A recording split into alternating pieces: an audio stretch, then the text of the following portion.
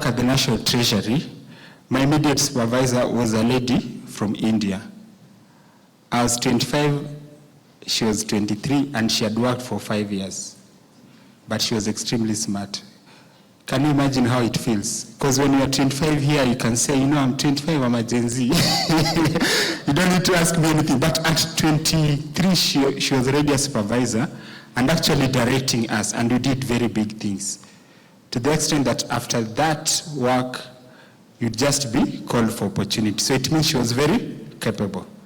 Yeah, so I've started with that just to challenge you to create your own truths. If you just live by the truths that you pick on social media or what other people say, it means you are just a tourist. We'll put you in an Uber, then the Uber will take you to where the map says. That is not self-mastery. Remember, self is you. So you also have to bring to us new ideas and new perspective, and especially the ones that can help you. We can go to the next slide. So, what can we say is her mood? She's frustrated. It could be happy, inquisitive, right? Yes. So when it comes to money by day, and someone recently told me, there's a Kenyan who works with a big bank in the US. She was a medic, and COVID was a big problem in the US. It really challenged their healthcare system to the fact that she could not go to work the next day. She was a medic. Then she had to resign because of mental issues. So when she left that, she went home and realized that the only thing that kept her sane was the fact that she had money that could take her for 2 years in terms of her expenses. But it was a matter of luck that she had been doing well with her finances. So she learned that if you're not inquisitive about finance, you can just live your life like every day. You wake up, Sunday we are here in church without connecting. And to support her, we have data here in Kenya that says that even if you work daily, because I've been hearing people say, especially Gen Zs, that you want work-life balance, remote work, you are still not getting it, okay? Because what will differentiate people in the long run is how you retire. And retirement these days is not about age. The same Gen Z said they want to retire by age 35 or 40. Do you know what will make you retire? Cash. You get it?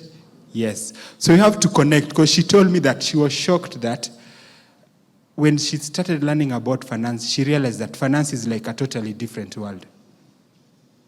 That is why here in Kenya, by the time we retire, only 14% of the people will have enough for retirement. So please, just know that you can do life-work balance and still work at 80. So you better figure out new truths. That's what we are saying. Already, by default, out of 10 people, only 8 people are likely to have enough by retirement age. And we are talking about 65. So it means if you want to retire by 50 or 45, you need to create your own truths. And that's why she's very inquisitive. You do exploration. What can I do, right? When I was in the banking sector and I wanted to leave employment by 2019, what I was doing from 2016, I was working an extra 2 hours. How many hours do you have in a day to work? 8. You add 2, those are 10 hours. I still have 14, right? 8 for sleeping, 6 for family. So that's my own truth that I created. So it didn't work for me until 2019, but I was able to live by 2021.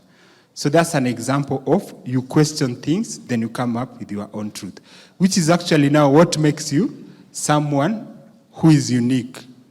Because remember, the maps have been created. We all know where the CBD is. There's nothing unique. I'll tell you about how many kilometers we have to the CBD. And you can see by living with that map that has already been created, 86% of us are failing in terms of having enough for retirement. You get it? So if you want to have retirement by 45, I don't think if you should live the ordinary life, right? Or by 40. So those are the things that now you need to come up with your own truths and you spend time looking at what can I do to ensure that now I design my life. And that's why I said this is a self-mastery journey. It's personal finance. It is as personal as it gets. So you should be like her, where you are questioning what you are seeing. Then now you start coming up with your blueprint to the destination in terms of what you want to achieve. So it's very, very important to look at finance that way. So going back to the story of that lady, because of that, she had what we call indignation. So if you look at the Bible, indignation is righteous anger. Like, there you can petition God, or you can ask yourself, why is this thing not common to everyone? I'm a professional, trained medic, but all this time I never knew that actually the money can replace my job. I was just going to work every day, changing people's lives. So because of that, she went, and now she's a certified financial planner. She's working with Merrill Lynch, which is over 100 years old brand in the US. Again, when she went there, she was shocked. For the staff there who are handling individuals with wealth that is worth $10 million per annum, there are only 3 black people. Is there something that now speaks to you? Yeah, you get it? So let's not be tourists in this life. You keep learning through exploration. And you'll find that when you look back, you find you are getting better, you are learning and growing. So that is the whole thing about life from a young person's point of view. So you can see we have youth there. So what can you say about the first 2 gentlemen? Anyone? They seem to be having fun, right? Yeah. So each of them is in their different space, right? Yeah, some are traveling, some are reading together. There's a gentleman here playing. So you can see how hidden the Nairobi Securities Exchange is. That is how hidden finance is. When you are busy working at Safaricom or Equity and you call your manager, that time that you are in meetings is when the stock market is open. By the time you are going home, stuck in traffic, it is closed. On Saturday, when you have time, it is closed. So it is possible to live your life by day without knowing what a money market is, what the stock market is, and you'll feel like you know a lot of things. You can even have PhD. Money doesn't care about the degrees or PhDs. That's a true story. The PhD people themselves have learned this day.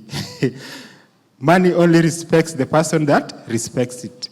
The person who saves it now, then tomorrow, it will come through for you. It is actually the best friend. With friends, you can have emotions. Money, there is no emotions. If you have 10K somewhere and you've lost your phone, you need to replace it, and the phone is 5K, you'll have enough money to buy another phone. If you didn't save, no emotions. Makes sense? So it's actually a good friend. So in terms of friendship, which brings me to this point before we proceed, I wanted to talk about the tracks of life.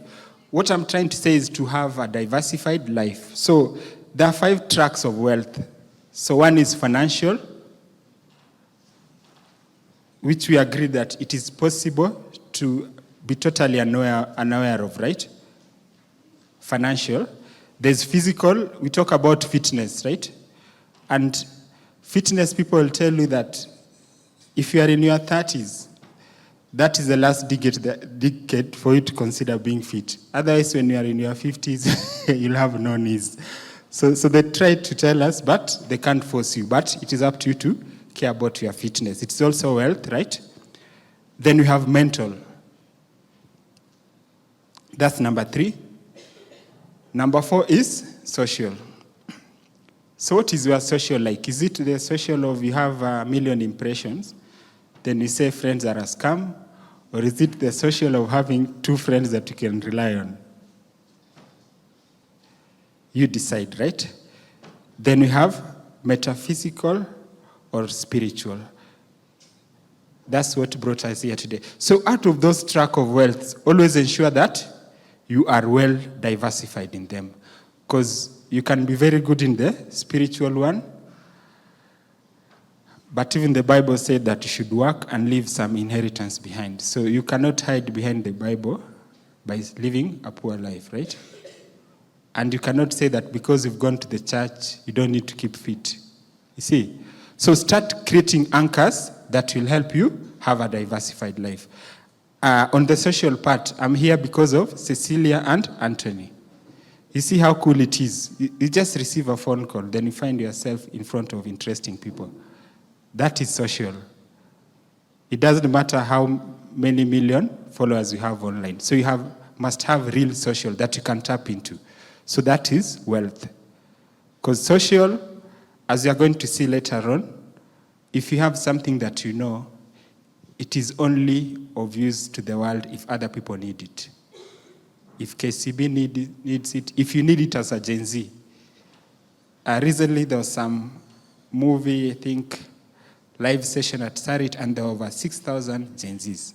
So the person who created it has the idea, but the social is you going to watch the movie, then you pay. That is when money comes home. So it's very, very important to make those connections so that you know where to put the effort, right? In the social as well as skills. But just write down those 5 tracks of wealth: financial, physical, mental, social, and spiritual, so that at any given point in time, try to live a diversified life. Because most problems come from not having a diversified life. If you have no aunt or uncle or friend that you can call, that is social, it might bring mental issues. True or false? True, yeah. So if you are not physically fit, sometimes they say just a walk or jogging for 10 minutes can clear all those problems that were bogging your mind. I'm not a fitness coach, so don't rely on my advice on that. But we've had such stuff. But you can see there's a way physical can feed into the mind. So it's very, very important. And one thing about the United States of America, if you know about Nike, the brand came from a jogging culture in New Zealand. And there's even a book on jogging. So the person who wrote that book on jogging is the person who invented Nike. So they have that jogging culture. So you see, that's the physical part. So always important to connect with that. So the financial part is the part that we are most likely to forget about. And already data from Retirement Benefits Authority says that if we continue with business as usual, you are likely to be among the 86% who will hit the retirement age, then they have nothing to go back home with. What will happen? You'll start doing those odd jobs that you see other people do. and I can tell you, for your generation, I believe you have more opportunities, right? So rather, if I'm a Gen Z, I would think of retiring at 40, at 35, 50. Don't go to the traditional 65. That's for people who are living their lives like tourists with maps that have already been created. So connect with finances, and that's why we are here today. So you can proceed. Great. So one thing about money, like we've said, it is very personal, just like your hobbies and interests, right? We rarely share interests and hobbies. We must share it with a few people, but they are very, very diverse hobbies. Which big teams are playing today, for those who follow football? I'm going to support the weakest. Anyone? A lady? There's no problem in knowing about football. You can create a product that you can be enjoying as you watch football. By the way, don't say you're not a football person. If people love football, there can be opportunities there for you, not as a fan, but as an entrepreneur. So which teams are playing today? Manchester United and Man City. I don't know which one to support. Are they both weak or both strong? So I'm going to go with Man U. Today I'm for you guys. Please. Don't let me down, Man U, okay? If Man U loses, should I come back here? So please, Man U, you win and I'll come back. Yeah, great. So people have different interests, different aspirations, right? So when it comes to money, the first question that you should answer is, what does money mean to you? Before you ask about even investments or anything. And please don't go to work anywhere or don't start any business if you don't know what money means to you. Because you won't know how to manage the money. It will come. I used to be head of IT in a bank, and we have patterns. There are certain periods of the month where the systems are very busy. Then they just go quiet for like 20 days. So you had a dashboard there. So you can just see like on 20-something, transactions are going, and during those times, people tend to be happy. But the times of quietness, people are very harsh. Some people don't even know the balances in their bank account. When you call them and you tell them, please, can you check your statement on the app? When they check, they realize that actually they didn't have money. And they'd called complaining that they're not able to transact. How can you transact when you don't have money? But basically, you need to know what money means to you. If you know, then it means you'll grow that thing. If it is freedom, right? Then it means that money is freedom to you. So when it comes, you are buying freedom. But if it means nothing, then in the long run, you'll end up having nothing. So let me get to hear from you, from the back, what money means to you. It has to be something that is very unique and personal to you. Anyone? Or here in the front, anyone? What does money mean to you? Before you come to me as a financial advisor, I cannot advise you if I don't know what money means to you. Yes?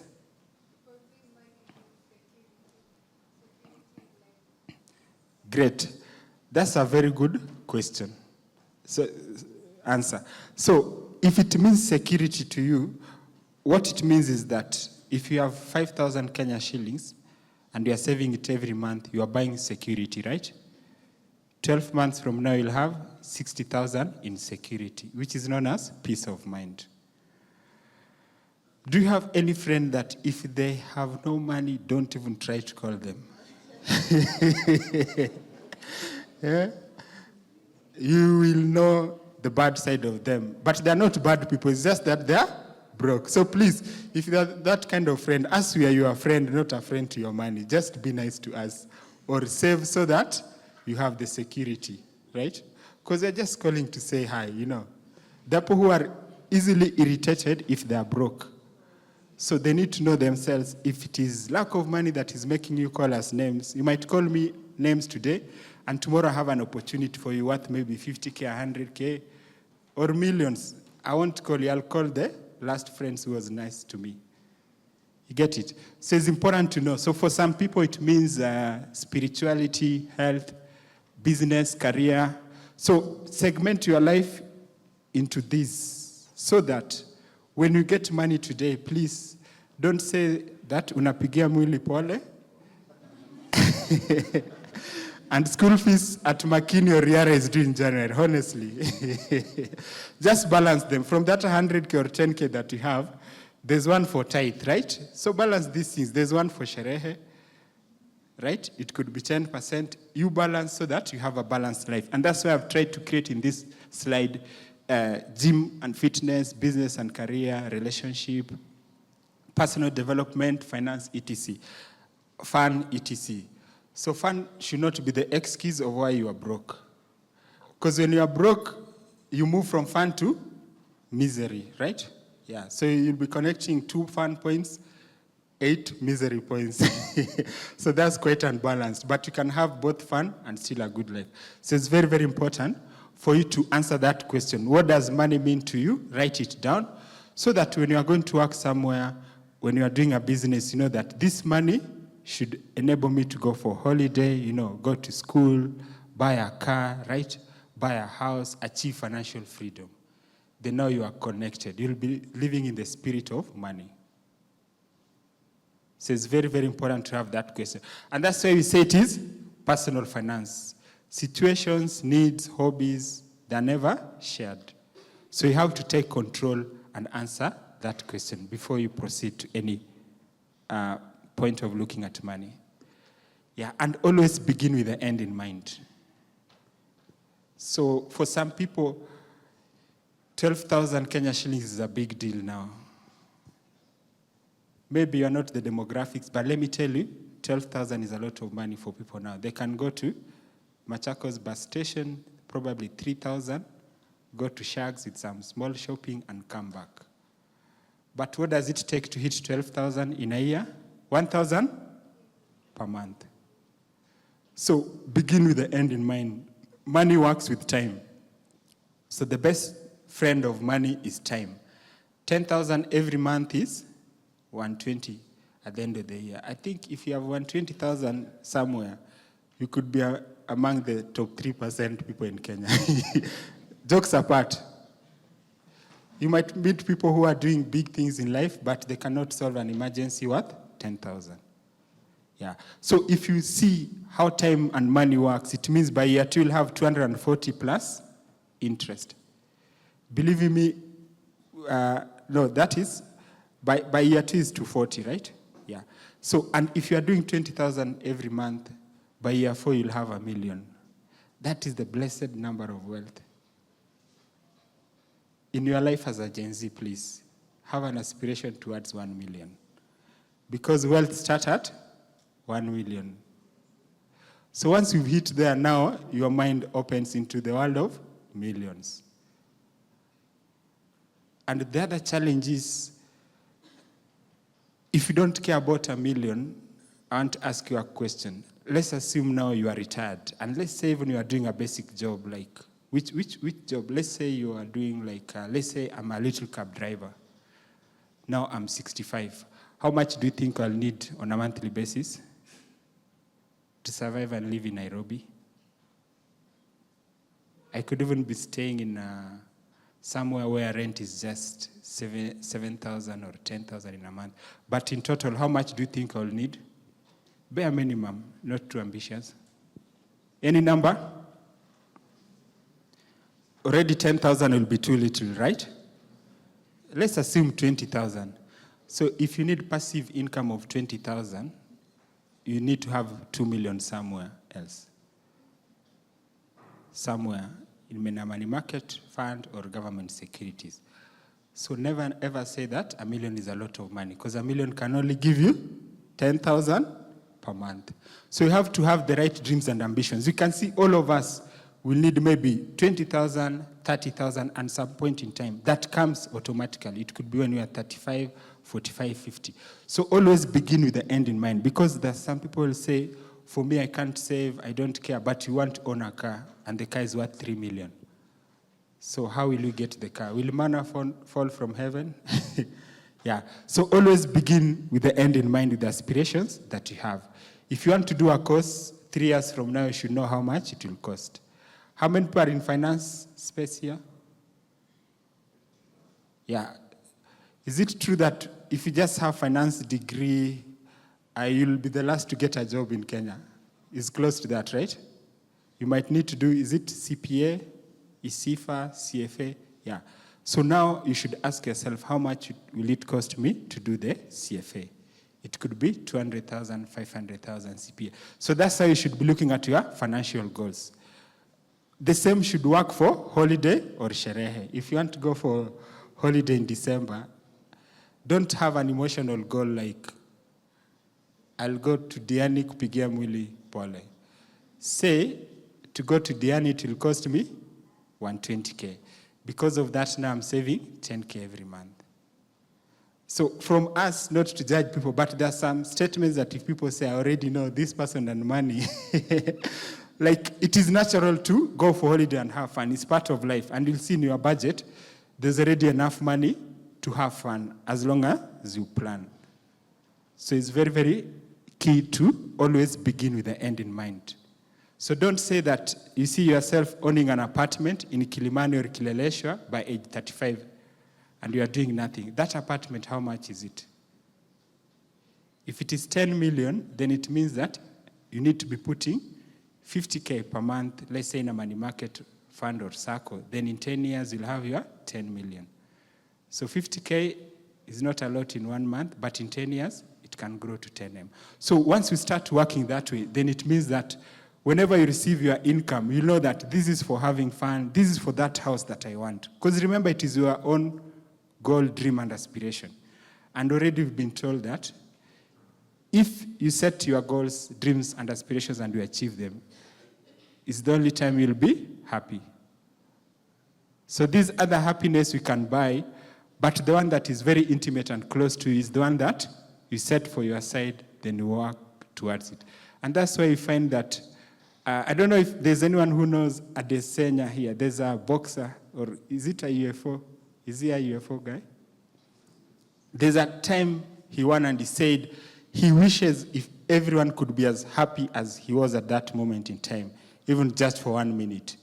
Because most people never have that kind of happiness where you've set a dream aside and then you're able to achieve it. Let's go to the next point. So always begin with the end in mind. If you want to retire by age 45, that is just a statement. But if you know how much you need by then you start working towards it, then now it is a goal.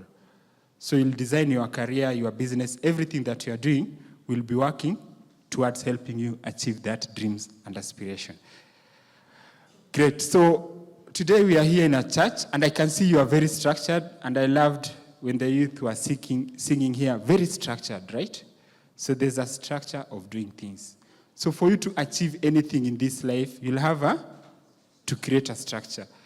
And Eliud Kipchoge says so. He shares his rituals, right? He's in the athlete, he's an athlete. So that's a space. If you are to go to Safaricom, KCB, or a branch, or at Java, and I know how impatient you can be, right? If the waiter is delaying, what will you do as a Gen Z? So you have expectations, and there's a structure towards how you want things to operate there. Yeah, great. So even for money, you need to have a structured way of looking at it. So it's very, very important. And that's why you can see, like the way my friend in the US told me, it is possible to have zero connection with money. That's why it is important to start with the mindset. So the first question on the mindset was, anyone who can remember, before you do anything with money, you might get a surprise gift today. What question did I say you should ask yourself? Yeah, you can give him the book. I have a budget book here. Yeah. So that's how opportunities in life are. So there's a gift for you here. The last one will be for an entrepreneur. Yeah. Great. Yeah, so the mindset is what matters first. You have to make a connection with money, what it means to you, the kind of life that you want to design, your situation, then now you start coming to the next level. So mindset is very, very important. It goes again with your risk appetite. And let me just give you some advice as someone who has worked in the banking sector. If I see you complaining every day about one bank, I'll feel so sorry for you. It means you have a skill set issue. How many banks are in Kenya? Yes, sit, look for what you need, then look for a bank that serves that. Honestly, let's not be complaining about everything, including where there are options. You are telling us that I made a bad decision, I have a wrong choice, and you're making noise to everyone on that. You'll rarely see me online complaining about our banks. There are so many of them. So the mindset is, what do you want? Then you go to financial markets and look for what serves you. If you are a Gen Z and you like apps, don't go to a bank that has got no apps, then you say they are old school. There are banks with apps, right? If you need insurance and you want an app, there are companies with that. So that is where the skill set comes in.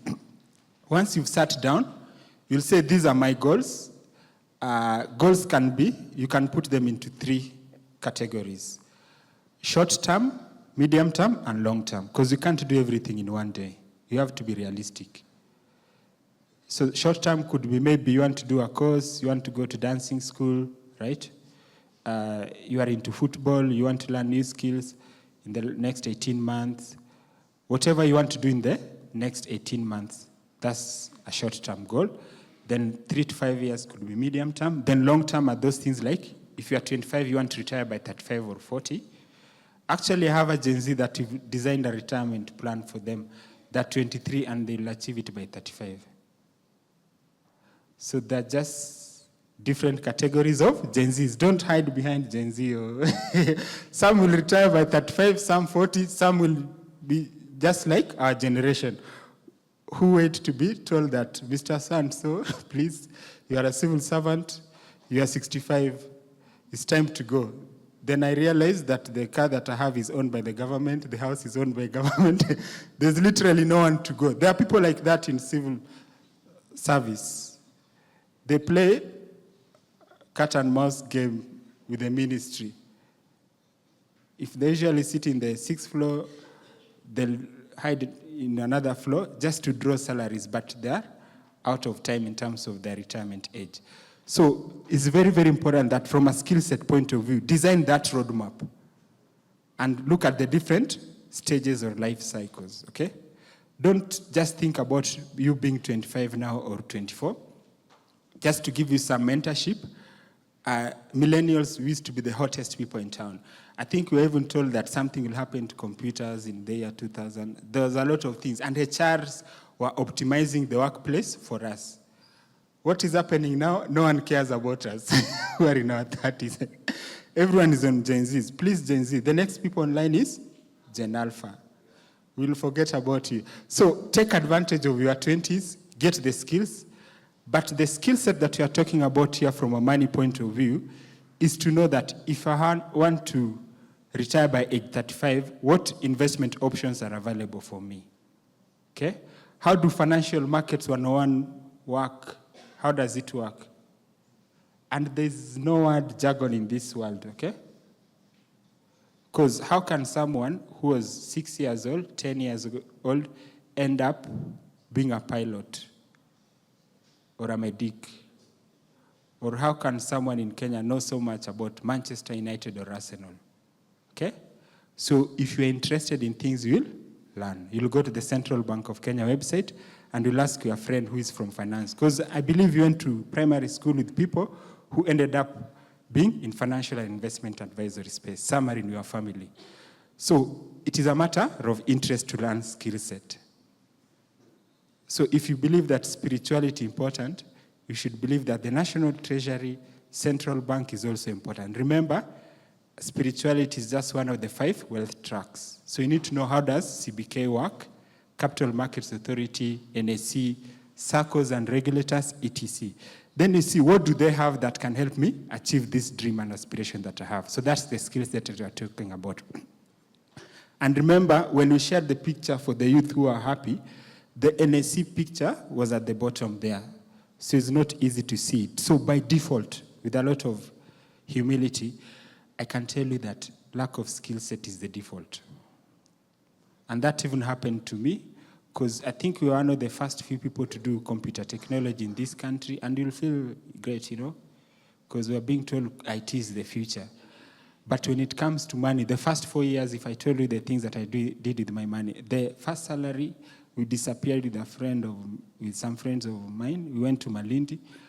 I was so broke to come back. I had to ask a friend for money. Can you believe a whole month's salary?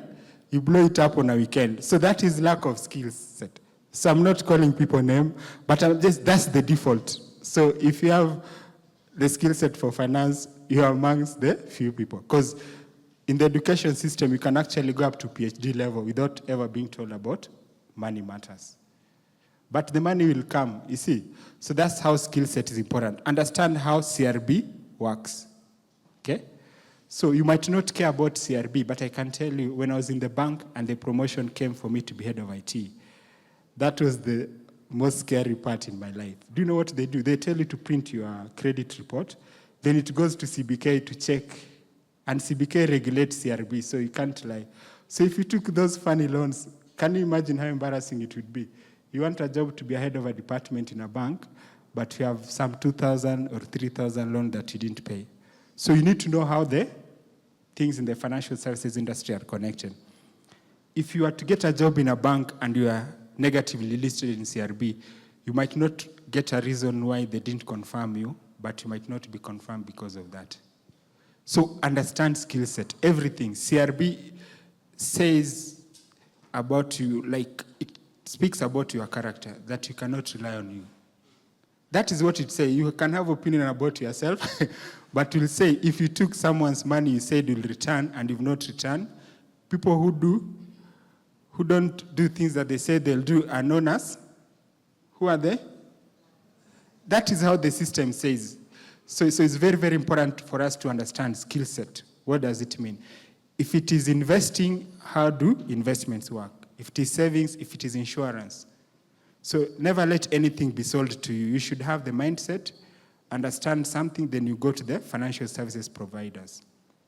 And like we said, you have options. If it is insurance, there are quite a number of companies. So it's up to you now to filter them. So the regulators give reports that show some of the top performing companies, financially sound companies. But it's up to you to be curious. Join the webinars, keep learning. You have to be a lifelong learner. Why? Because now your needs are different when you are young. When you get to your 30s, the needs will be different, right? You might have kids. You want to get insurance for them. When you are in your 40s, you'll be struggling with things like mortgages. Let me tell you, age 35 to 45, if you are not on a strong foundation, is a character development age. They're the most quiet people.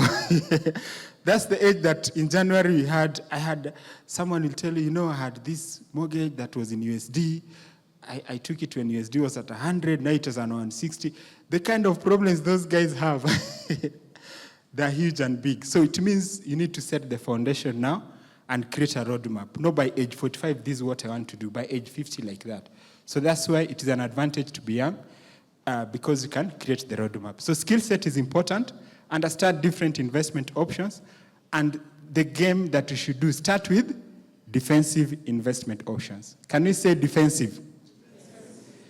Great. So defensive is like a money market fund or a circle. Please have the humility. Just like you went to school for 10 or so years, the first class in investments is money market or circles. Because it is teaching you how to build wealth in a sustainable way consistently. Then it can be a seed to other investment options. I have a Gen Z that I'm coaching and mentoring. He works in Israel earning a lot of money, but he's putting like 20K aside for his dreams. He's saving money for long term, but that 20K aside, he says that he wants to hit 1 million, then he'll try a business. You see, what is funding the business in future is money market fund. So business is very risky, but you fund it with a defensive investment option. Don't start from day one with a loan of 3 million. Like our age group, what people did when this staff of Uber came in town, people took loans and took 2 Ubers. The first few months, it was good. After that, stories. Yeah. So managing a business with phone calls from the office, people can tell you. The businesses didn't work, then you end up paying a loan of even 3 to 5 million for 6 or 7 years. When you hear money matters, you'll not be the happiest person. But for me, the first 3 years, I did a lot of mistakes. I lost about 3.6 million in those funny side hustles, then learned the other way, like I need to be putting money consistently. So that money that I was putting consistently aside helped me to be able to have enough capital that could fund my family's lifestyle, okay? Then now once I have that, I can say, now let me try entrepreneurship. That's why I left corporate in 2021. So you see, that defensive portfolio has built for me an offensive portfolio, which is entrepreneurship. Entrepreneurship has the highest risk. Failure rate is very high. It's like the valley of death. Entrepreneurs will tell you that. Failure rate is 90%. So start with the defensive. Then from defensive, now you can build offensive portfolios. So that's how it works. And that's why you hear people with money, they're very relaxed, because when you set the foundation on defense, you are a little bit relaxed. But if you're on the offensive side, all your money is in cryptocurrencies. When Bitcoins move from 100 to 30,000, what will you do? You'll become a mental wellness issue person, right? Yeah, so finance can, like I said, social can affect mental, right? Finance can also bring mental wellness issues. So start with the anchors, but defensive then offensive. So very, very important. And that's why if you are the people we call cool kids, you come from a family where your parents are well off, you should be more aggressive, okay? You are the people who should be inventing Facebook for us here in Kenya. Because other people are worried about food, you have everything. My friend. You see, you have the luxury of seeing a mango falling, then you say the law of gravity like Isaac Newton.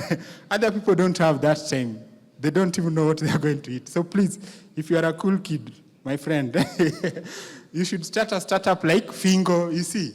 Please, wow and dazzle us. Put Kenya in the map of the world. Because it's a luxury by the way to not worry about food. Maybe we take it for granted. So you can see how defensive creates offensive.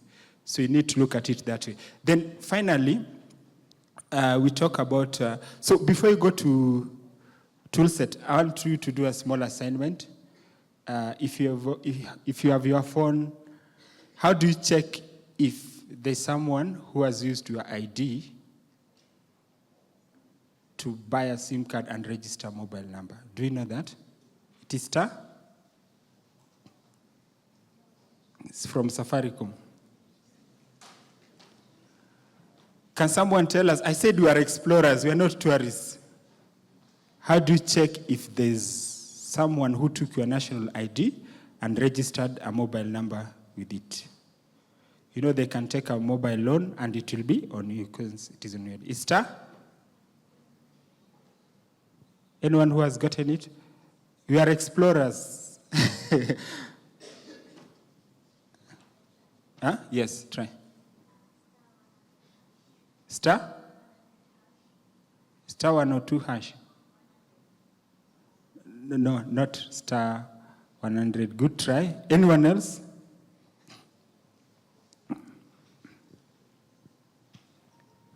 So I'm teaching you how to explore.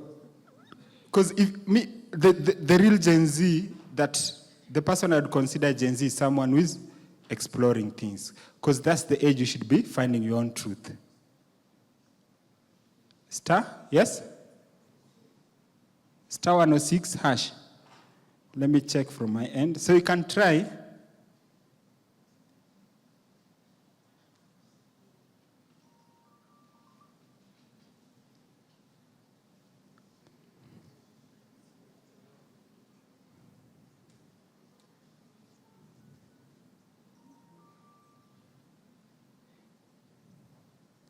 Yeah, she's right. So you'll do it at your own time. Star 106 hash. It will let you know if there's a mobile number that is registered under your ID and you're not aware about it. Because what will happen, if someone does that, they can take a mobile loan and you'll be listed on CRB. Listing on CRB is based on ID. So that's a simple skill set that is important. There's a billionaire that I won't name here for confidentiality purposes, but they didn't get a bank loan simply because someone did that to them. And unfortunately, their company also didn't make it because they had like 3 to 4 days to solve that credit issues that the company had. But the banks told him, now you have to go to CRB and clear your name. So those are simple skill sets that you need to learn. Every year also, go to the Credit Reference Bureau. There are 3 of them, Metropole, Credit Info, and TransUnion. Put your ID there and check your report. You might find there's someone who took a credit card loan, funny things that you're not aware of. So always check. Those are simple financial health checks. So apart from investment savings, understand such things because identity theft is something that can affect you. Okay, great. So the final thing there is toolset. So toolset, after all is said and done, finance is the only game where you are rewarded for what you do, not what you know. In other places, the more you know, the more you look cool, right? But in finance, it doesn't matter how much you know. What matters is what you do. So the tool set are to say, if I'm to have a SACCO contribution, I need to open the SACCO account. So the SACCO account is a tool set. If you are to open a unit trust account, you need to go to an asset management company and open the actual account. That is the tool that now I'll be putting my 1,000 Kenya shillings every month in. The budget book that I gave him, very cool, was designed by a Gen Z. It's very nice, right? So Gen Zs are cool. Those are the cool Gen Zs. People who are creating fantastic things. Sir, great, yeah. So that budget book is a tool because it helps me to organize my finances. Your bank account is a tool. for those who are courageous enough, to print their bank statement and M-Pesa statement and start seeing where their money is going. It is a tool that will make you to change what you are doing, okay? So it's very, very important that in the long run, if you want to invest in government securities, you open an account with the Central Bank of Kenya. They have a platform known as DAO CSD. So open it and get started. So the tool set is where the game starts. Is where the 10,000 every month will become 120, 2 years to 40, like that, and you proceed. Great, you can move. So create a structured way where you start with the mindset, you gain the skills, then you go to the tool set. Don't go to some Bitcoin conference, then the next day you become a Bitcoin maximalist. You start saying that anyone who doesn't have Bitcoin is hopeless. That's crazy, yeah. Those ideas are young. I'm older than Bitcoin, so it can never control my mind, okay? Yeah, if I'm to use it, it's just a tool to achieve what I want. But you can only get to that state if you understand what mindset is, skill set is, tool set. So it's very, very important. And before all these, always ensure you have an emergency fund. So an emergency fund is money that can solve problems. It can turn some problems into mere inconveniences. So check out these two people. Someone doesn't have any money somewhere, and they have an emergency of 1,000 Kenya shillings. What will happen? They'll call you, right? Now you are in a session, right? Then they'll say friends are a scam because you didn't pick their call. If they had that 1,000, it would solve their problem. Now they're creating more problems. So please have an emergency fund somewhere that can be in that state where money can solve some of your problems. Because already, even people with money still have some problems. But these problems of 3,000, 5,000, if you set aside an emergency, it can sort. But as you grow older, you might even need money that can cater for your monthly expenses, even for a whole year. I had a neighbor who lost their job, and it took them 13 months to get another job. So that's how important an emergency fund is. And an emergency fund is the first layer of abundance mindset. Because I can only think big if I'm not worried about 5,000 or 1,000. Or if you're not worried about fuel, or your car breaking down the road. So that is very, very important. It allows you to think long term. So like I say, you have to pay. So money is also like a school system where you learn by doing. Once you have an emergency fund, you'll see your thinking is totally different. And that's why different people have got different ideas about money. Now you can think long-term and saving and investing. So the biggest lesson on people who can't think long-term is the person who was co-founder at Apple. So in less than a year, the person went back for his money, right? He went back for his money. Do you know 10% of Apple would be how much now? Over 300 billion. Can you imagine? So therefore, you can never do anything with. You start a chama today, tomorrow they want their money back. How will the idea grow? The KCBs, the equities that we see now, these were ideas that they started from nothing and grew. So only people who have sorted the short-term, things like emergency fund, can think long-term. You see? So put yourself in a position where you can think long-term. So let's proceed. So please build that framework. Know that you need to have the right mindset, skill set, and tool set. But it should be driven by your own goals and the journey and the path that you've created for yourself, which is very personal. Great. So quickly, we look at planning and budgeting. So for today, Gen Z, you want to sort this problem of YOLO. I have a very big comeback for you. I hope you are ready. It is coming. So today we are going to tell you the comeback for YOLO. It's coming. Yeah. So the 50-30-20 rule is just a budgeting framework. So remember, I've really tried to emphasize on the idea of living life on anchors, right? We talked about tracks of wealth. So also from a money point of view, please know that to live a balanced life, you should think of needs, living life, and saving and investing for tomorrow. So paying bills is bare minimal in terms of survival. And let me tell you, a friend of mine in the UK told me something very profound on needs. He told me that, Robert, if you are in a position in your life where you're worried about paying needs, then I can tell you I used to be a refugee somewhere, and that's what I used to worry about. So don't be a refugee in your own country. Figure out ways where paying bills is not an issue. Then we talk about living life, going for holiday, leisure, entertainment, then saving and investing for tomorrow. The car that you want to own, the business that you want to start, right? They'll be funded by the 20%. So 50%, not more than 50% of your income once you start earning, should go to needs. Because we are talking about a balanced life. You still want to go for sherehe, holiday, which comes under, I call it self-development, developing the self, leisure, entertainment, going to the gym. You know, you are developing yourself as a person, going back to school to learn a new course that can set you apart.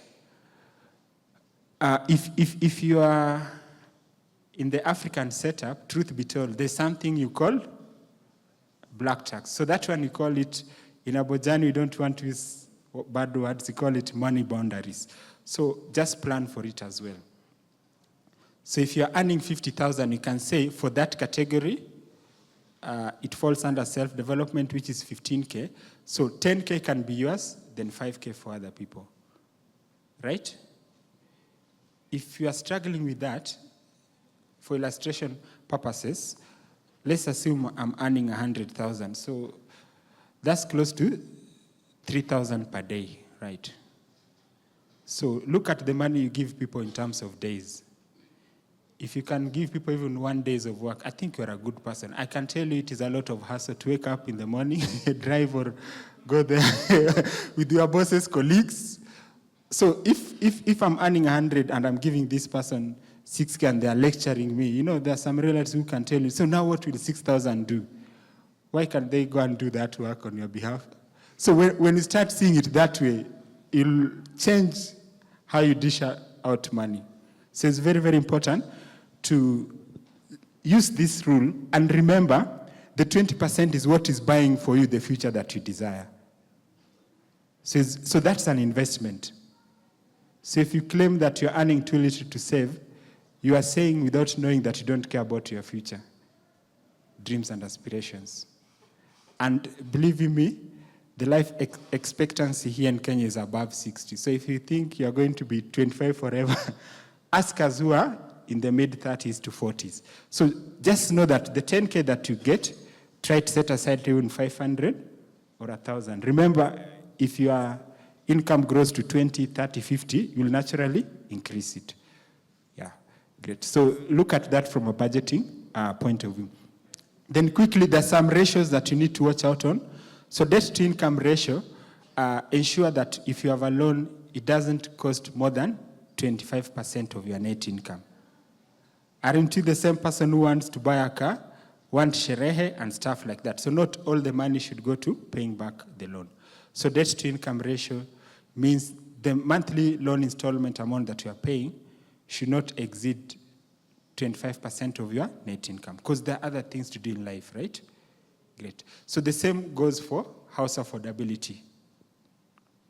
So don't pay everything on rent. So try to use 15%, 20% there. Because remember, you still have other needs, right? You want entertainment, leisure. And the people who are older will tell you the best investment you can make is investing in yourself. Because like personally, after doing a certain course when I was working at Airtel, I was sharing with Cecilia, I just got a phone call that there's a job somewhere. And the salary was double. So that is the best investment you can ever make. You invest in yourself, you earn money, then invest the money. If you feel like you're earning too little, you are saying without knowing that you need to invest in yourself, okay? Invest in skills and networks. Great. So it's very, very important to also look at the place for individuals. So that 30%, 20% can be yours, 10% for other people. Don't be overwhelmed by other people, because the only person you should please with your money is you. And it's very difficult by that to please people. If you think it is easy, talk to musicians or comedians. Yeah, so it's very difficult. So just do what you can and what is reasonable. Thank you. So you can proceed. Great. So living for today and planning for tomorrow is very, very important. So if I were you, I would adopt the youth for the US. I know that after 25, I'm not a youth, or after 30, I'm not a youth like in India. So maybe the one for Kenya is just to make us dormant, right? By the time we wake up after 35, 40 is here, we've not done anything, but have some sense of urgency in terms of building your goals, dreams, and aspirations. So he said life is divided into three, that which was, which is, which will be. So let us learn from the past to profit by the present, and from the present to live better in the future. That's why you have mentors. So my background is also in data and data science, and what data does, it can solve future problems. Like, before you know it, there's already a solution. Because it can tell you this is how the weather is going to be, and if it is right, you'll be prepared. So that is now what mentors do for you. Some of the problems that you have. So the thing that you need to know is that socially, people have thrived and lived because of mentors. So you need to have a spiritual mentor, financial mentor, career, business. There's nothing that cannot be solved if you have the right people. Like personally, I got into entrepreneurship in 2021, and I used to hear a lot of my peers saying that for them, they're too good for Kenya. They're going to look for money in Silicon Valley. In our space, like all of those businesses have collapsed. But for me, I relied on people who have succeeded here in Kenya. So he's talking about seeing me with some CEO of local banks. If they've succeeded and their businesses are big, it means there's a blueprint already. So when I have problems, I'll knock on doors. I'll pick the phone and call. That thing you call social media, leave it alone. Your social media is your phone. Who is in your phone that you can call? So there are three people. There are friends, buddies, and friendly. Friendly are the people who will come through for you. Like, there's a time I lost my sister, and some 5 friends of mine told me they'll come. They didn't come. There's a friend who told me he didn't come, and he came. So who is the friend? The one who came. So please know that thing. Buddies are the people who are fun. They're the cool guys to be around.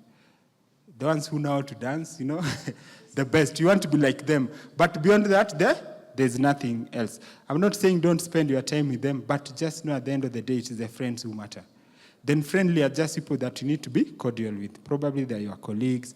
So spend a lot of time with friends. So these are the people who tell you there's this opportunity somewhere, and this is how so-and-so, this is what so-and-so did to succeed in it. Like I did with a sister of mine, I helped her with a career coach, helped her to do her CV. When she was going for an interview in a bank, we took a whole 1 hour, took them through how banks work. When she went to the interview, she did very well. In fact, the HR said, when are you willing to start? You see, so that's the power of mentorship and having the right people. So that's the biggest investments you can make. So always see that for you to live today and tomorrow, you are not going to make all the mistakes to learn from them.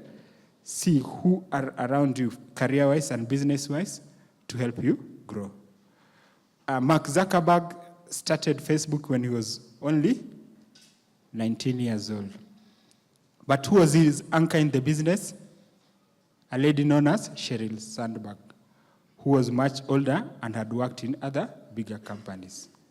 So the idea that you're young and you're going to do everything by yourself, it doesn't work. You cannot know everything in Mombasa. You cannot know everything in accounting, finance, HR, social life. You get it? So build the right anchors. Like personally, when I'm doing diaspora, I have friends there. When they are there, it's like I'm there. You see? So I can do things in diaspora and I'm in Nairobi. So build that capability.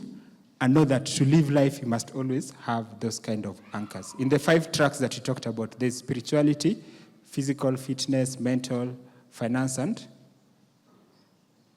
etc. Yeah, great. So let's go to the next one. Great. So I think we've talked about this. So wealth is very personal. It is up to you and your journey. What do you want to achieve? So create those life goals. and know how much it is going to cost you to achieve them. So that's what a financial plan is all about.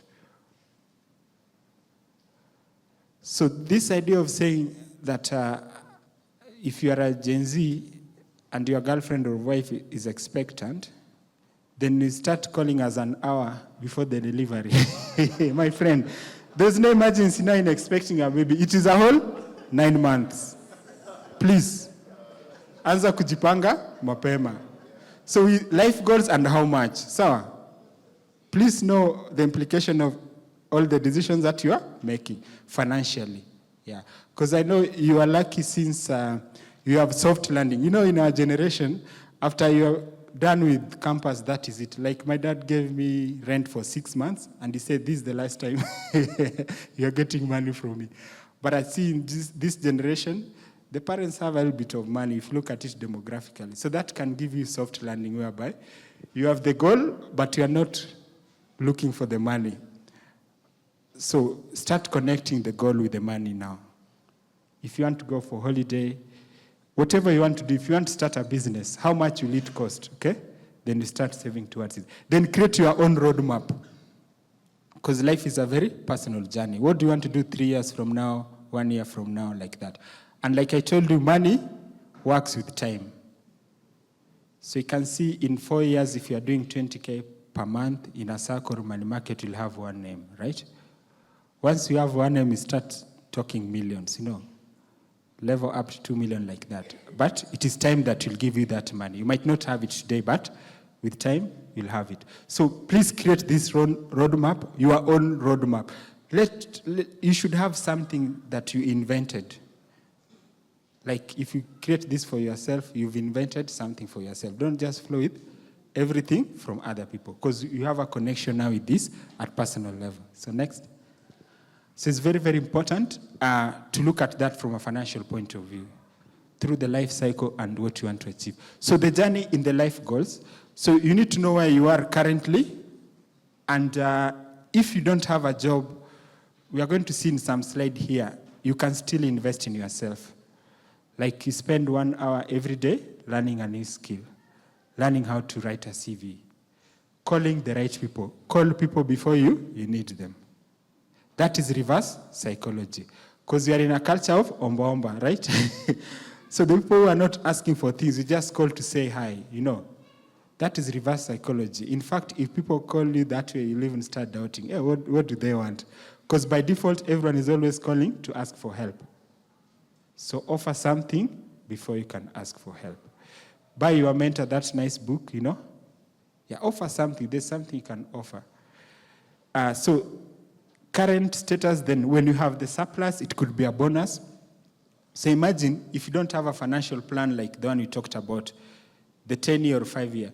Let's say in your 4-year plan, you're working towards 1M, right? Which is 20K per month, right? So it means that if I get 300K now, it accelerates my journey to 1M. But if I have no goals or financial blueprint, even 10K will be a lot of money. Then once it hits the 4 years, I won't have the money that I needed. So it's good to know that, because like this month, the people are earning 13th month salary, the people will get bonuses, but it will be like nothing happened because they don't have plans that they're working towards.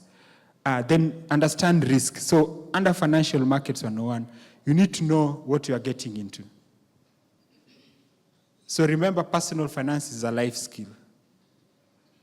So there's no opportunity to blame central bank, CMA, or anyone. Remember, I think according to the Constitution, I'm not a lawyer, but they usually say you have freedom of liberty. True or false? Will CBK be eavesdropping on your conversations at Java when we are selling you the scam? No. Yeah, so understand risk. Take your time, understand what you are getting into. So the financial markets or personal finance is one of the highest forms of freedom. Like you have the choice, the opportunity to make your own decision. But remember, start by understanding what you are getting into. If you invest in something, then you can't sleep at night. You're affecting, is it physical or spiritual aspect of wealth? So just get out of that investment and go where you are at peace, okay? Yes, so understand risk and what you are getting into. very important. So if you are young, your risk can be elevated. What I usually say, if you can save 20K, I would rather you try to put at least 5K that no matter what, you are going to save for the rest of your life every month. Then 15 you can play around. Have some amount of money that you can put in these low-risk investment options no matter what. So like I told you, I tried some funny businesses that didn't work, lost so much. The only money that helped me is this little money that I was putting aside on a regular basis. So it's important to understand that. Then time cannot be overemphasized. So time is your friend as a young person. That's the biggest advantage you have. Then expectations, of course, we said begin with the end in mind. So do goal-based saving or investment. If you are saving towards something, then you won't get into those things where people say saving is for losers. Let them continue winning with their opinions. But you win with your goals and aspirations. Okay? Yeah, so have the expectation so that you are self-driven. If I'm saving because of a goal that I have, it means if you come to me and tell me funny things about my saving plan, you are a distraction. Yeah, but if you have no plan, friends will just come and say, let's go to Dunda in Arusha. Yeah. Kenya is too small for us. We are Gen Zs, But in the long run, let me tell you, some of those mental issues are coming because people can't meet the expectations. Let's speak the truth. When you can't meet the things that you had in mind, when you can't achieve them, you'll start having emotional imbalances. So please protect yourself. The best self-care is doing things that will serve you. And money is one of them. Let me tell you, the coolness and relaxation that comes with having it is priceless. Try it. Try it. The fact that you can do 5K per month at the end of the year, you have 60, it helps you a bit to relax. You can afford to look forward to the next year, 2025. Because you are telling 2025, you wait for me. I'll do another 5K per month, I'll be at 120 and above. So you are someone who is aspirational. You look forward to things getting better. Yeah. So next. Yeah, great. So in my opinion, this is the most important slide. In fact, I could just do it and stop here. Understand that money is a byproduct of value creation. Are we together? So what value are you creating? So he is in finance. Anyone else in a different profession? You can look at the front here. What is your area of specialty? Things that we can pay you money for at company or individual level. Either you are learning or you're already working. Anyone? You can help us?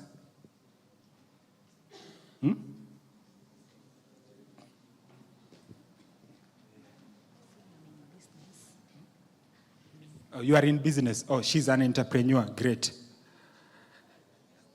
So I have a book here for entrepreneurs. I don't know whether you are going to read it or you are going to give it to someone else. So she's in business. So basically, she creates value for people, okay? She creates value for people. So there's a book here that I bought, which is what Gen Z should be doing to give out. It's called From Zero to One. Please give the world an idea and run with it, okay? Yeah. Karibu. Yes. So she's in business, so she's creating value. So business could be anything. Whatever you've spent your money on in the last 1 week, they're likely to be businesses. So when people say that the economy is hard and life is hard, that's valid from an empathy point of view, but look at where your money is going. Some people are still making money, correct? It could be Java, Little Cab, Safaricom. So businesses create value. So for you to create value, you'll have what we call mental capital, okay?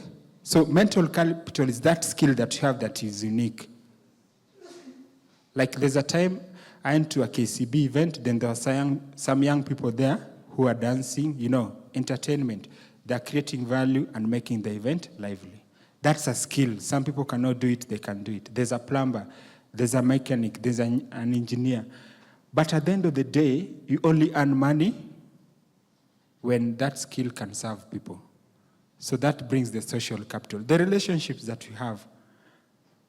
And you need to know that if you insult Safaricom or KCB or me, if there's an opportunity tomorrow, I'll look for someone else. So social capital also goes to social media. If you have a nice blog, we can land in there. Like recently we had a conference where 350 people attended and 70 people came through our website.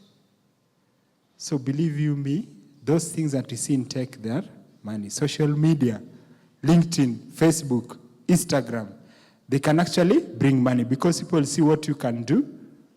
And since there are people and people, the ones who buy stuff, they'll buy from you. So like WhatsApp is so big in India. I don't know what to do with WhatsApp in Kenya, but it's so big in Kenya. People have created businesses worth millions of dollars. That WhatsApp catalog that you see. And WhatsApp status, on my WhatsApp status, we always find Abojani stuff, not Rihanna or Beyonce, okay? I know that people on their WhatsApp status every day is Manu and Arsenal, but they'll claim that Hakuna Biashara Kenya, no one is buying their stuff. Why can't you put your products and services there? And you have 400 views, you know? So social is not like social media. Social is about people. Social media is just a platform, but at the end of the day, it is all about people. And social is also about organizations. What can make Safaricom want to employ you? You know, like even Messi would be a nobody if we didn't like football, right? So the people who make him somebody by liking football, then football now is big as a business. So social, when it meets your skills and what you can uniquely do, money comes as a byproduct of it. So money is a byproduct of value creation. The more value you create, the more you're likely to earn. So that's something that should master. Grow your network, grow your social capital, know how to engage in interviews, okay? Try to find out how do they do interviewing this place. There's a time I was head of a department and we were interviewing some young person. And they told us, okay, we were a small bank, tier 3. Do you know what they told us? That time there was hype of everyone in tech wanting to go to Microsoft or Google. They told us, actually, I just came to see how you guys do your interviews. I've already done one at, I think, Cloudflare, Google, and Microsoft. We felt so sorry. Can you imagine you have an opportunity for someone and they're talking to you like that? Do you think you'll select that person? You see, that is social capital. They don't have the social capital. And social capital goes beyond business. It goes to relatives, friends, know who can do what for you. Like there's some problems that only your family members or friends can help you with. So don't come and say that your workplace is toxic. No, just look for a good uncle, friend, or family. Sasa, yeah, honestly, HR doesn't know what happens at home. So when you're coming to job, tulete mood poa, sir. The other one, the auntie or uncle can solve you. So I talked about anchors. So have anchors. Don't expect everyone to be like your uncle, you know, friends. Know that friends are for this, uncles are for that, Safaricom is for this, like that, etc. So, but be very good in social capital. Then over time, we are going to see in a slide that it relates to how you build your social capital, how you grow your wealth. You can't be technical forever. We'll need you to start managing teams and build capabilities. So I had an event that had 350 people attendees, 9 sponsors, and over 12 CEOs. It was organized by 2 Gen Zs. Can you clap for yourselves? Yes. So that is building capabilities. From getting sponsors, do you know how hard it is to convince someone to come and sponsor your event? You need to learn such things. And from today, if you don't know sales, learn about it. You might use it 5 or 10 years from now. If you don't know sales, you may not know a lot of things in this life. Okay? There's someone in my team who used to have very strong opinions about everything we are doing. If we challenge them, they are saying we are dismissive. Until when they were trying to close sales, they came to me very weak emotionally. I was almost laughing. They said, actually, they told me they'll come today. Now no one is picking the call. I told them, that's how sales is. It is usually so close, yet so far. But us, we are used to it and running. So these days, they are very humble. They learned that this money that pays us, actually, it comes from sales. You see? So in the long run, everyone must know sales. Commercialization of all ideas that you have. If you're just a medic, try to know what does it mean to run a department or ruin it. Over time, you'll get it when you're 35, 40. So start preparing for that. So please know that that is it. So I think go next. I think I explained the next one. Who friends are. These are the real people who can come through for you if you have a problem. So try as much as possible to have some friends that you can call before you tell us that you are open for work on LinkedIn, okay? LinkedIn is everyone, okay? Yeah, I told someone who is older than me never to do that again. In your 20s and 30s, that's what you should be doing. Create good friends that when you have personal problems in life, like you've lost your job, your business is not doing well, they can solve you. The general public are not part of your personal life. Are we together? Yes. Great. So Gen Z, I warned you in good time that today I'm going to give you the comeback of your life on YOLO. So the comeback for YOLO is? YOLO means you are on your own, my friend. True or false, if you need 5K now, will YOLO help you or your money? You are on your own, right? When we retire, you know, the thing you should know, for your generation, you are growing in the age where you know the finest things in life. You know, barley, whatever. So it means that imagine knowing that, all that, then you are in the retirement age at age 65. Then probably some of us, we did well in our retirement. What will be happening? What kind of conversations will you be having? You'll be in Tindigwa, and your peers are flying high in Bali. So please, balance YOLO and YOYO. YOLO, we said in your budget, is under self-developmental wants. Plan for leisure and entertainment. But still, have an emergency fund, plan for your future goals. So that now, when the problem comes and you are on your own, the money can solve the problem. Yeah, so those who fail to learn from history are doomed to repeat it. So already in our age group, 86% don't have enough for retirement. So if you want to be among the statistics, it means don't plan. But if you want to be unique among the 20% or 30% who will be ready, plan and create your roadmap. Be an explorer, not a tourist, who's just seated there waiting for age 65 to be told to retire. Okay? Great. Yeah, so over time you'll have the money journey, and there's something that I want to share. So when you are in school, you know, you're just there. Sometimes your parents who are giving you means. So your idea of money is that dad or mom will send, uncle, etc. Then there's the real you now. When you get out of school, you start learning that people work for this money, right? If I'm an entrepreneur, I need to learn how to speak to customers, to talk to them. If I'm at Safaricom, people have issues. They're calling the call center. I'm a call rep. So I'm creating value. You start learning that. Then there'll be that point where we call the street fighter. You are trying to figure out things. Like, I need to serve 10 customers this month. How do I get them? So that's the street fighter, you know. So you're trying to figure out things. And that's the time we are saying you need to explore things and learn and get things out there.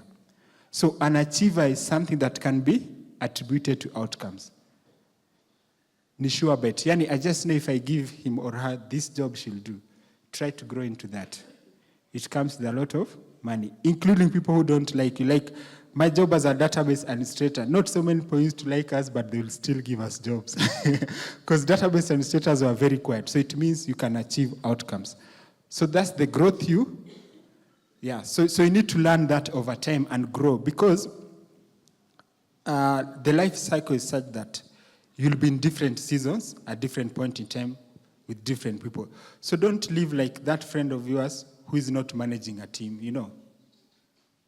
Know that you are growing over time and be in that phase of growth. In that season, look for your friends like Cecilia. She's in HR. She can mentor and coach you. So know that I'm in a different season from my friend Robert.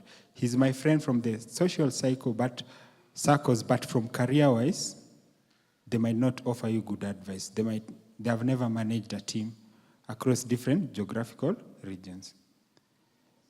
Okay, so it's very, very important to learn that, because you have to own that season that you are in and prepare yourself for the next move. Because without that, you'll grow up to a certain point, then you stagnate. You'll just be saying it is son, so he's being promoted because they're pretty, they're this, that, you know. But now, if you give you a job, you have 1,001 reason why it was not done. You get it? So learn that over time, because it comes with money. Great. Then over time, you can even be in board membership, etc. There are people who are in several boards. People like Martin Oduor, Otieno, Rispo, Haga. Companies are just looking for them to play the oversight role. So you can see, that one now you've grown where your brand speaks for itself. And then the money comes. You see, mental capital, social. So money is the byproduct. Great. So next. Yeah, so these are some of the good investing habits. Like I said, remember, everything is to start with a plan. I have no business telling you what to do with your money. What I can tell you is to create a plan. Then you see what your money will do for you in terms of achieving that plan. It is as personal as it gets. Save that consistency. You can make a lot of mistakes in life, but you are just if you are saving just 20 or 30K per month or 10, you can still do well financially. And buy what you know. When you invest, please invest in what you know. Okay? So ask yourself this question. Why is it that if you are unwell, you go to see a medical doctor, but when it comes to your finances, you just listen to anybody? That's why you have problems with money. Because there are things you take seriously, but there are other things that you don't take seriously.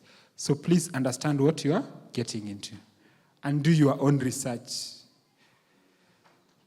Check what you normally check on Google and the rest, and add finance to be part of that. Just do research and know the regulated organizations, etc. And diversify your investments. Even life itself is diversified. We started by talking about spiritual, mental, finance, right? Physical. Yeah, if you sit home the whole day for a whole year, you might get sick. So we tell you to go out, take a walk, jog. So even for your investments, they need to be diversified. And keep your cool. So keep your cool can only happen if you are connected with your plan and you feel like you are on the right track. So for the people that have done one-on-one sessions with like over 90%, they usually exceed the expectations. If you have a plan and you know where you are going, you'll be very thorough. But if you have no plan, it doesn't matter. Next. So build those habits over time. Like I said, this is a game where you are rewarded by what you do, not what you know. Okay? Yeah, and something that you need to do, like we said, there's a system on how you run things here in the church for the youth, you know. Like after the main church, there's the youth mentorship. So create a system that works for you. Create a money management system. Money management system is started by defining what you want to achieve. What is your roadmap? And what is your strategy? So remember, we said if you have a long-term goal, like you're working towards 1 million in 4 years, that is 20K per month. It means that if I get 300K today by any chance, it won't be a big deal to me, right? It's just 30% of where I'm going. But if I don't have a strategy, every money or anything that I get will be a lot of money. So if, let's say, by age 35, you want to own a home worth 10M, and you win a jackpot worth 5 million today, it won't be a big deal to you, right? It will fit into your plan that is already existing. So most people with the lump sum, they waste the money because they are just living life. They have no idea what to do with anything. So when the money comes, it overwhelms them. But if you have a plan, you already know what you want to do. So you automate savings. So there's a tool known as a standing instructions. And usually the challenge that I give people, are there any people who are working here and earning? Wow. you're a rare breed. The people who are working, poleni. Understand that in Kenya, about 1 million people get into the workforce, but they can't find jobs. It's unfortunate, right? So for the few people who are working, bless you. So what happens, if you are working, I want to ask you a question. Let's assume that you assign only 1 hour per month, looking at your finances. How many hours are those in a year? 1 hour per month. 12 hours, which is half a day. Yet people still don't look at their finances, you see. That's why money is the most problematic thing. We have time for other people, serving clients, friends, buddies, family, but no time for the money. That is why the money suffers. So create a system like you can automate savings every month, look at it. If you have debt, look for a way to clear them. Then look for a way to sustain your surplus. Getting a job at Safaricom means that you have a point to prove. If you prove that point, you will sustain the income. If you don't prove that you are worth the job, what will happen? There will be no job and you won't sustain the income. So be keen on sustaining the surplus. Then finally, looking at managing the money, how do you grow it, invest it, reducing the risk. Then over time, you'll be able to achieve your financial freedom. So sustainable income, simple strategy that can be repeated leads you to financial freedom over time. Next.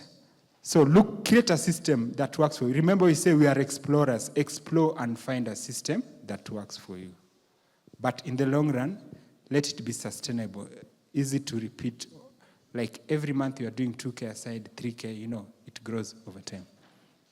So this is the wealth pyramid, and I wanted to connect it with you over time. So when you start working, you can be a spectator or a battler. So I've had some GZ who are saying, the supervisors there, they don't care about us, they don't give us roadmap.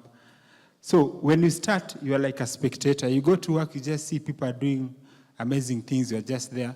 So start getting interested and learn those skills that will make you be able to create value. Then as you grow, so you'll have financial battles, right? Some months, the month is not adding up, so learn so that you can move to the next level. We talked about planning and budgeting. Then if you grow as well, as you grow in your career, you might find now you are a supervisor, you're managing a team. Please learn leadership skills and how to work with the people. It's not easy. Don't just assume that because you've been promoted, now you can manage people. Just like as Gen Zs, you have strong opinion about other people, you will now become a manager of Gen Zs. My friend, you might not last in that job for 2 days. Imagine now managing Gen Zs. You need to learn, right? So if you learn, you sustain the job, then as you do that, as you grow, you'll start having financial comfort. So know that your business or career, as they grow, the money grows. If you drop the ball on career-wise or business, the money will go. So you need to level up and always be ahead of what you need.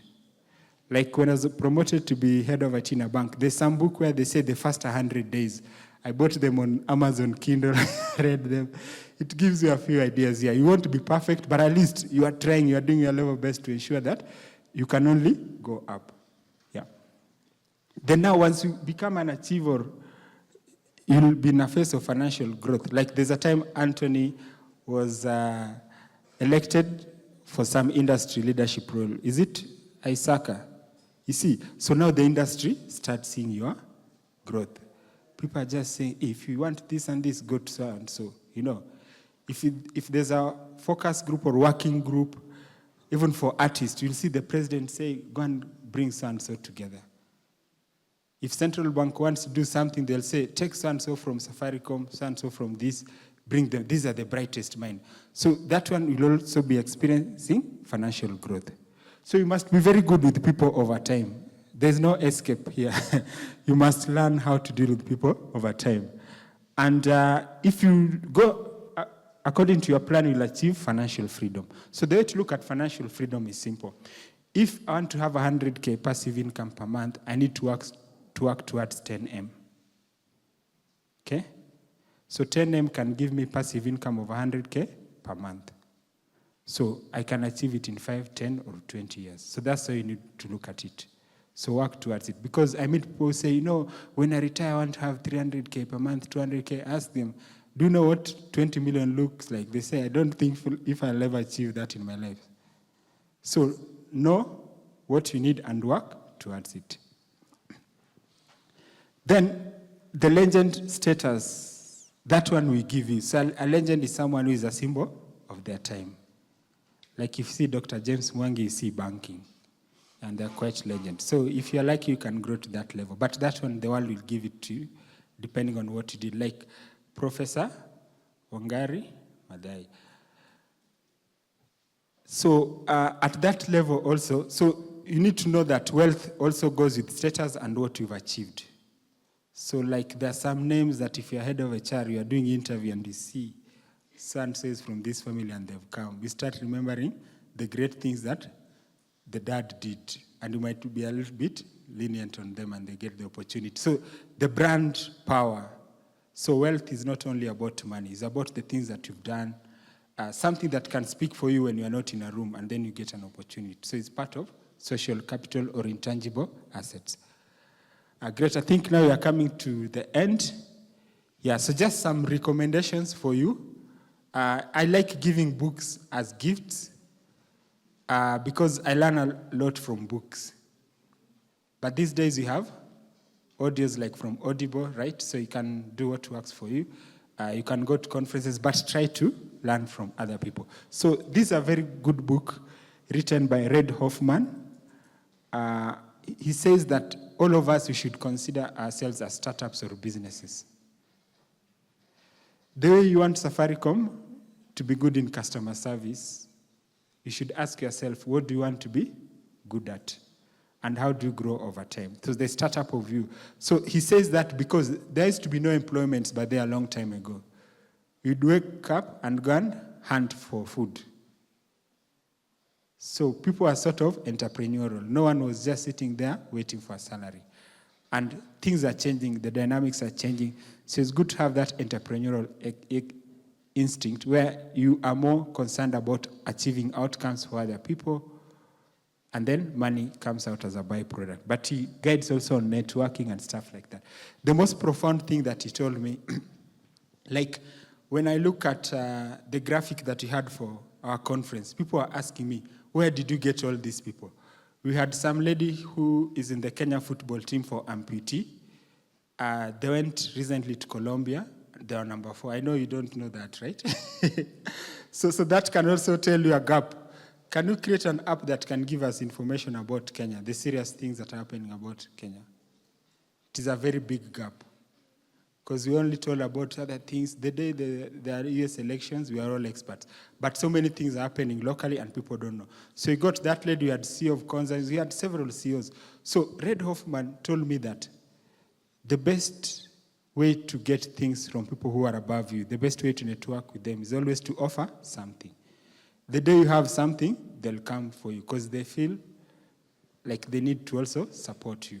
So the culture of omba-omba, what your uncle is not doing, what your mom is not doing, your siblings, your friends, please invert. It is reverse psychology to offer help.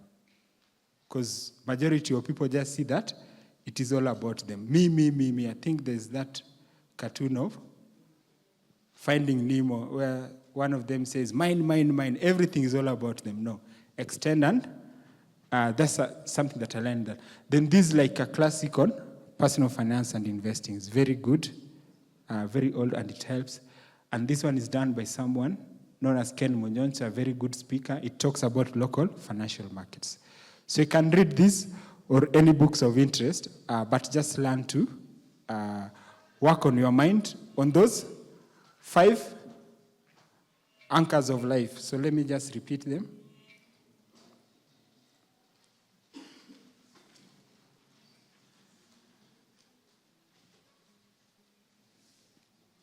So he said there's physical, financial, mental, social, spirituality, and those 5. So please know how to interlink them and have anchors in life. Okay? Thank you very much and all the best.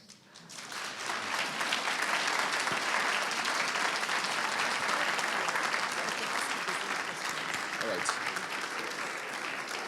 Great. So we'll still have Robert here, just in case there's any question from any one of you guys. I mean, that was amazing, right? Are you guys learning? I mean, let's clap for him again. Wow. Thank you. So questions, Yeah. you can ask me any question about love, anything. I might have an ideas, right? Being 10 or 6 years old.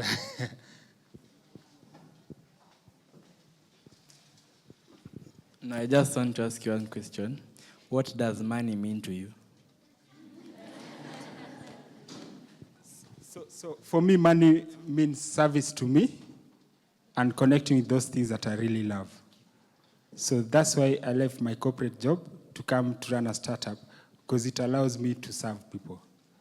And I'm happy about it, because people invite me for their weddings, very personal stuff at family level. Once they achieve their goals, once they do the 1 million, 5 million, we become like a silent family member, and they talk nicely about us, they do referrals. So it means money is a good thing. If I can continue doing more of that, I'll continue living a happier life.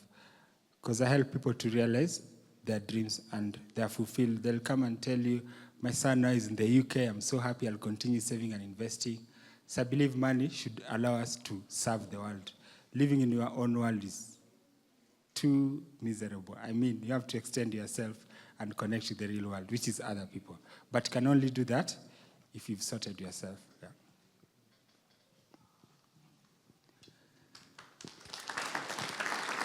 Anyone else? Yes. I've got a question. Here. Okay, yes. Oh, I've got 3 questions. So one, we do learn from our mistakes, right? Yeah. So in 2007, 2008, there was this post-election violence. Yeah. And we used to live in one of the hotspots. So my dad used to save. He had an emergency fund. He used to save a lot of money. Then there's this time that we were to pass a checkpoint because those days they used to have checkpoints. And my dad gave a lot of money, but they refused. So my dad gave, there was this mineral he had.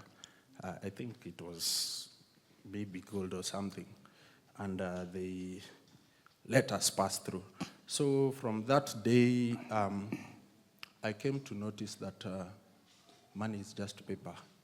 So my question is, how do you advise me on sustainability of money? Because even at schools, we are never taught about money. Then my other question, in terms of what money means, let's say I've saved like 10 million shillings and it's not in circulation. That means that my money is not moving. Is this not a recipe of downfall? Then my last question, you say that you've worked previously in a bank, and why don't bankers talk about self-guaranteeing loan, and what are the implications and the benefits? Thank you. Great. So I'll answer those first before I forget. Yeah, so number one thing about money, and I can tell you from what we shared there, that money is a byproduct of skill set and social networks. That's why some people can go to zero, start afresh, and they'll still have it. Remember, there's what we call intangible wealth, what you can do and what you are capable of. So in terms of capital, there's now a new capital known as adversity quotient. Things like grit, persistence, So if you learn the money game, like you are an entrepreneur, it's not easy being an entrepreneur. You can move from pay slip to invoice to invoice. I have some people who talk big, like they don't like 8 to 5. They joined entrepreneurship 4 months down the line. they are back looking for another job. So the wealth that you have is that skill that you can use to create value. Yeah. So things can happen in life, but if you still know how you got the money and you have the networks, because a lot of things just happen in networks, but the money moves in quietly in small spaces. That's how it works. So if you can still go to that space, I believe you'll find your way out. Then the second one was?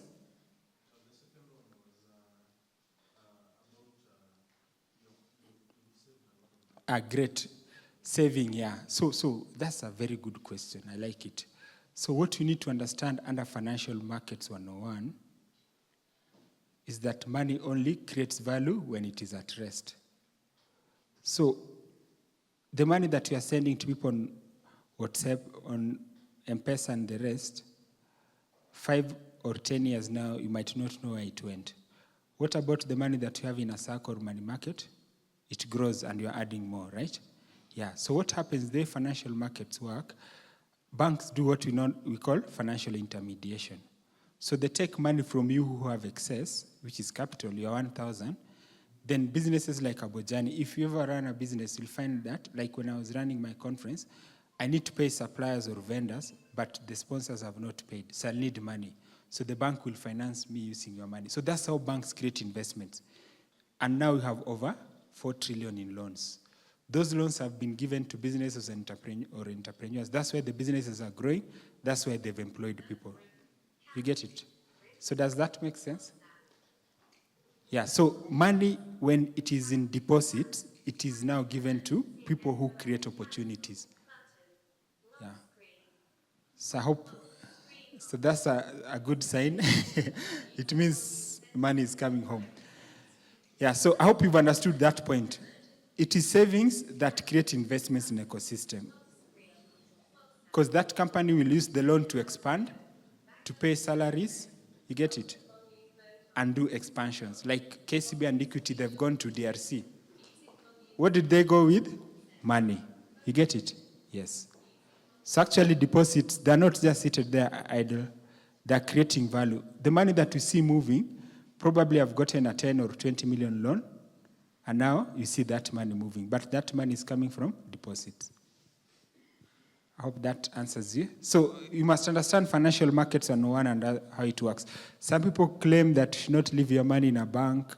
That is not true, because the money from banks, 4 trillion of it has been given to businesses as loans, and those businesses are able to create jobs.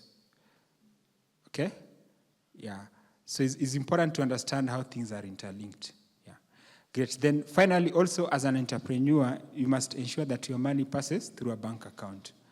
But I notice that most SMEs don't want to listen to advice.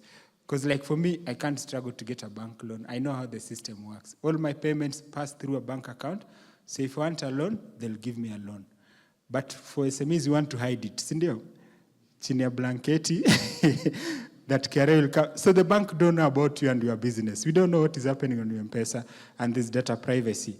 So there's a way you need to understand how the system works, and you live a totally different life.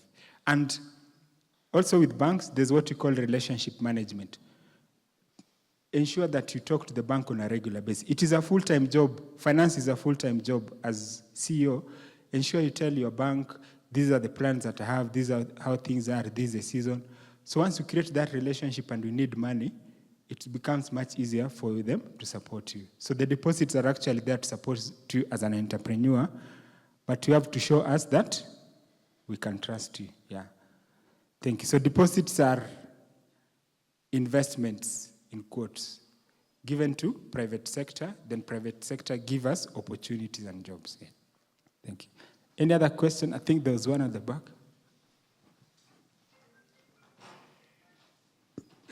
So let's have at least a lady. So let's have the lady, as we have to balance genders. Yeah? Thank you, Mr. Ochieng, for a wonderful session. Yeah, I have a question. I think mainly you've addressed for the people that are working, but better still, we have young ones. Do you believe that as Kenyans, we need to address the financial thing from the young people, as teenagers? And then what could you tell them? Thank you. Yeah, great. Actually, the best people to be taken through financial education are young people. Because what we are doing mostly as Abojani is financial planning. People who already have money. But to be very impactful, it needs to start from a younger age so that you grow with it. The way you know math, 1 + 1 is 2, you know, you can speak Swahili, English. So it needs to be that because I think it is a life skill. Yeah, so there are programs that the Kenya Institute of Curriculum Development is working on.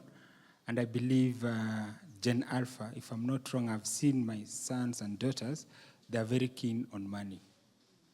Actually, my son recently came and told me that Warren Buffett is the richest investor in the world. He wants to open an account. And my daughter had a birthday on 11th. KCB sent a text message. I shared with her, and she was so happy. So they're going to be slightly different from us. But you're right, you need to start with young people. Because adults are not easy to teach. They have very strong opinions. So actually, to humble yourself to listen to someone like me is a rarity. And we learned that the hard way. I used to think that, oh, I should care about everyone, but the people who honestly don't care about this, they've already formed very strong opinions about money.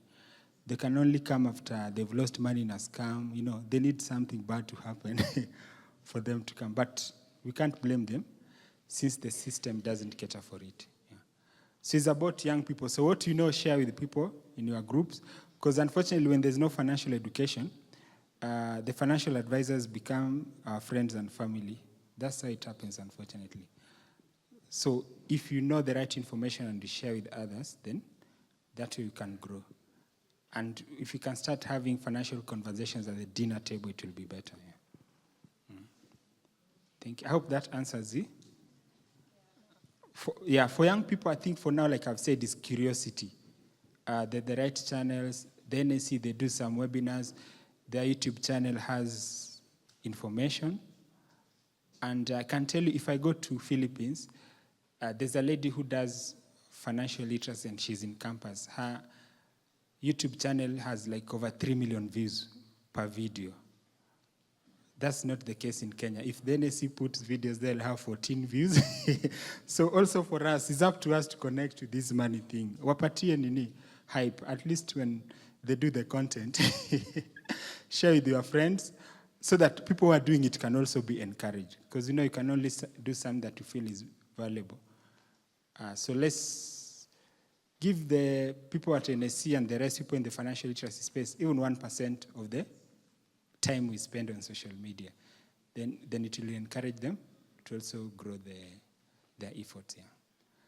So thank you. Last one. Hi, everyone. Hi. My name is Willie. I have a question. What advice will you give to a Gen Z who is already in debts worth 100,000, and they have two sources of income, but they're not consistent? So one source of income is a part-time job. They are paid only during school time days, and the other source of income is a side hustle in the real estate. It is only a startup, so they have not yet gotten commissions. So how can they bounce back from the debts? Thank you. Great. Very good question. Yeah, so when it comes to debt, they usually say that if you find yourself in a bad financial situation, you better try to get out of it because you don't know how bad it can get, okay? So for debt, we go back to our budget. So some of the strategies that you can use for clearing the budget, the debt, is to try to reduce your needs. Remember, needs were 50%, and there's the 30% for wants or self-development. So those are the easiest places to reduce things. Like if you normally go out 3 times in a month, you can reduce to once. It's good to know the season that you are in. So if you call your buddies, just say no, you know. But the no is one of the biggest financial skills. Saying no is a very big financial skill. If you can say no, you are financially savvy, especially on requests that don't serve you. So know the season that you are in. We talked about season. So just say for this season, for the next 3 months, I'm not going to do this and this. And then you work to clear them. Then if you have irregular income, in that month that you get good income, put a big part of it to the loan. Yeah, so you have to be very deliberate, but know the season. So the reason why people struggle with personal finance is personal, but you want to be controlled by other people, you see, and other things. And if you had any capital expenditure projects, you can postpone them just by a few months. I had a friend who wanted to do some construction. By postponing it by 2 years, he saved a lot of money, and now he's able to do it even more comfortably. So just look at what you can cut down or reduce on. But above all, which season am I in is very, very important. Yeah. Like for me, moving from corporate to entrepreneurship means that I had to say no to a lot of things, because the people who have guaranteed salaries, for me, I'm the one expected to pay salaries. So I cannot be spending money like them who are assured that every 23rd or 25th they'll be getting money. So knowing that season is important, and the right friends will still remain with you, because they're not interested in just the money from you. Yeah. Good. So you can take 2 more. Hi, everyone. Yeah. So my question is, what would you advise a person who finished high school, rather than go the ordinary way of going to campus, get a good job, get on a payroll, the rat mouse, all that stuff, rather than just go straight to entrepreneurship, because everyone who makes money, that's a fact. They all didn't go to this high school, campus, a job. The salary is just big enough to kill your dream. So what will you advise? Do you start in entrepreneurship or go and... That's a very good question. And I look at it from 2 angles. I look at it from 2 angles. So the reason why the household is the most important vehicle in a country is because households are what can give people even the luxury of trying entrepreneurship.